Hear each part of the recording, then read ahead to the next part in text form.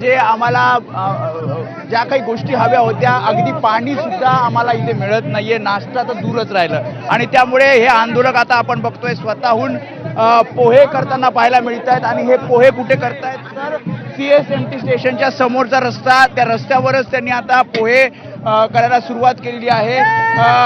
आणि आम्हाला जर सरकारकडनं सुविधा मिळत नसतील किंवा आमची जर सरकारकडनं कोंडी होत असेल तर मग आम्ही मुंबईची कोंडी करणार.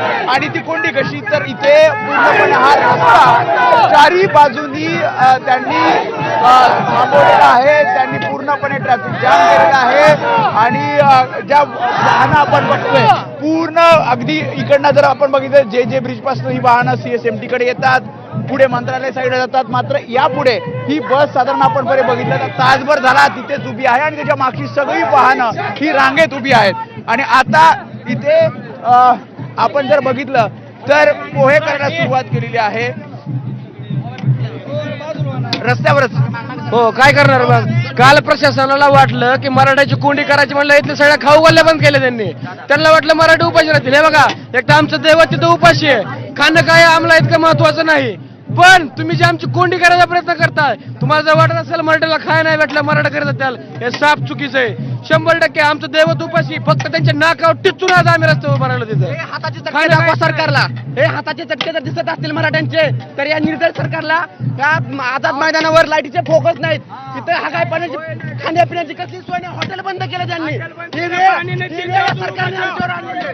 शेगडी आणली आहे, शेगडी इथे आणली आहे.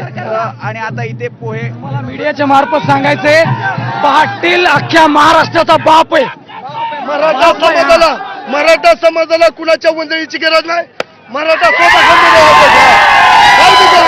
स्वतःच्या कष्टाच्या रक्ताच्या पैशाने आलेली अवलादी घ्या आणि आमचं पोट आम्ही भरू. काय गरज नाही आम्हाला. किती दिवसाची तयारी, किती दिवसाची जवळ आरक्षण मिळत नाही त्यावर हालत नाही आम्ही इथं. पाटलाला सोबत आंतर सराटीला घेऊन जाणार आम्ही, काही असू. जवळ आरक्षण मिळत नाही ओबीसीतून तर आम्ही इथं हलणार नाही.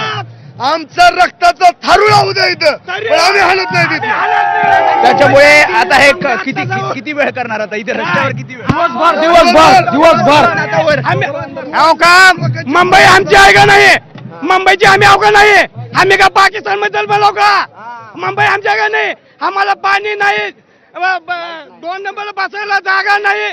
पावसाचा 2 दिवस झाला, अख्ख्या पावसाचा आम्हाला नाही का? हे पुन्हा येत नाहीत का मुंबईच्या बाहेर? पण यांना तर पावसात हुवा करू. त्याच्यामुळे आपण या दृश्यांमध्ये बघतोय पोहे तयार केले जात आहेत. बेजारी करा तुम्ही, आमची किती बेजारी करा, मराठी घंटा येत नाहीत कोणाला.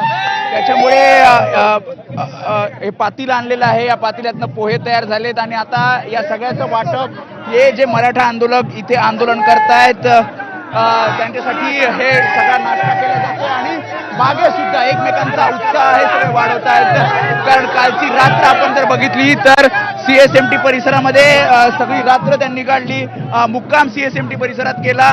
आणि त्यानंतर आता आपण बघतोय पूर्णपणे हा रस्ता CSMT परिसरचा हा रस्ता पूर्णपणे त्यांनी अडवलेला आपल्याला पाहायला मिळतोय. दृश्यांमध्ये बघतोय जिथे पाहू तिथे ही सगळी गर्दी आपल्याला पाहायला मिळते. आणि दुसरीकडे वाहनांच्या लांबच लांब रांगा. आता मुंबई पोलीस प्रयत्न करतात की शांततेत त्यांना आव्हान करतायत की त्यांनी बाजूला व्हावं. ही जी कोंडी झालेली आहे ती आम्हाला सोडवता येईल असं पोलिसांचं म्हणणं आहे. मात्र सध्या तरी ऐकण्याच्या मनस्थितीत कोणीही दिसत नाहीये. प्रज्ञा, बरोबर आहे. त्यामुळे प्रचंड मोठ्या प्रमाणात वाहतूक कोंडी आहे. पोलीस शर्थीचे प्रयत्न करतायत या सगळ्यांची समजूत काढण्याचे. आणि त्याच संदर्भातले अपडेट आपण वेदांत